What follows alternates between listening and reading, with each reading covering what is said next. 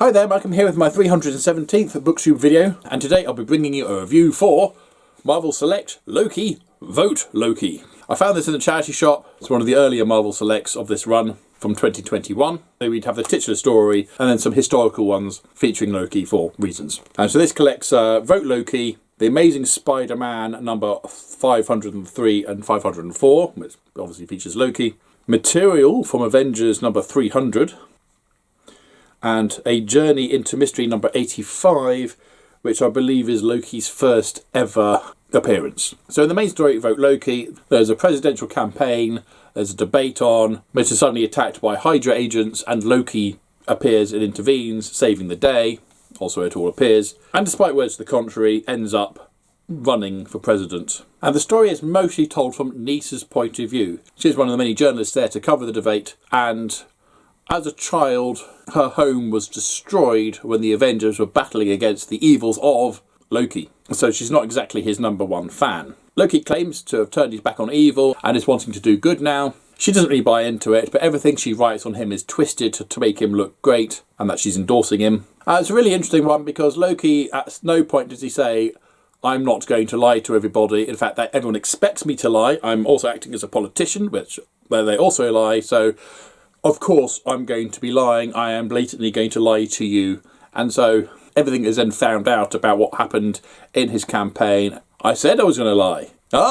He's got to be the one because we knew he was lying because he told us, which makes it okay. It's a really interesting dig at politics when they're standing up there lying at us, knowing that we know that they're lying, or at least, and we know they're lying, and they know that we know that they're lying. But do we know that they know that we know that they're lying? How far down that rabbit hole do we go? And of course, then there's suckers who believe everything that they say. The artwork was a bit interesting. I can't say I was a huge fan of it.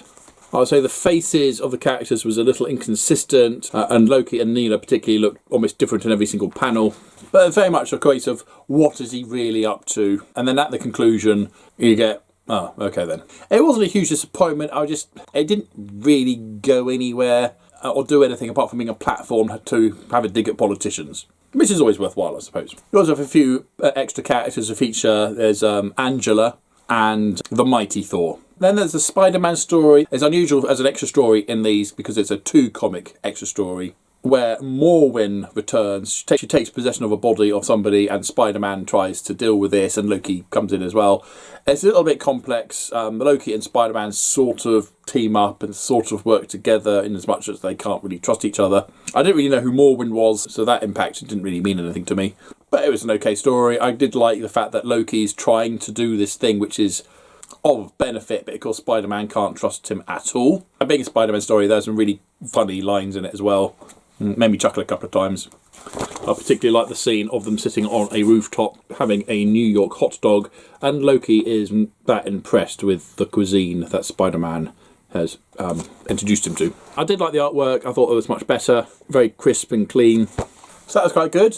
The Material from the Avengers number 300, presenting the new team. So this lineup we have Thor, Mr. Fantastic, The Captain, Steve Rogers, and Gilgamesh. Quite a random collection.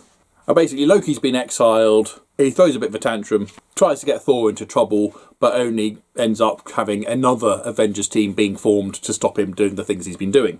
It was alright. It's as one of the classic style stories, had that type of artwork. But I thought it played out pretty well. I quite enjoyed it. And then finally, there was the Journey into Mystery, Loki's debut, and I found this one particularly stilted. Now, obviously, we have Thor, who does speak with the thous and the thusts, where Loki tries to do a thing and then ends up getting chased around New York by Thor. It was a bit generic. Frankly, you could have swapped out the two characters with almost any other two characters from the Marvel Universe, and the story would have been pretty much the same, with few changes. And it's interesting and I found it interesting that at this point, Loki and Thor didn't really know each other. They didn't know they were brothers. None of that lore in history has been established yet. They just created this god of mischief to go against the god of thunder and had them just running around the city causing mayhem. And finally, we got a nice sort of gallery of the cover art for the original Vote Loki, which are quite nice. So all in all, It was an alright collection. The Spider-Man one was a highlight for me, but it was nice seeing some of the earlier stories of Loki as well, just to see where he's come from and how far he has come since then. So I say worth buying, but not necessarily at full price. So have you read Vote Loki? What did you think of it? Or what's your favourite Loki story, whether it's in written form or from the screen? Comments down below, please. But as usual, if you have nothing nice to say, then please keep it to yourself. Thank you. Don't forget to like, subscribe, and other YouTubey things if you want. And until next time, see you later.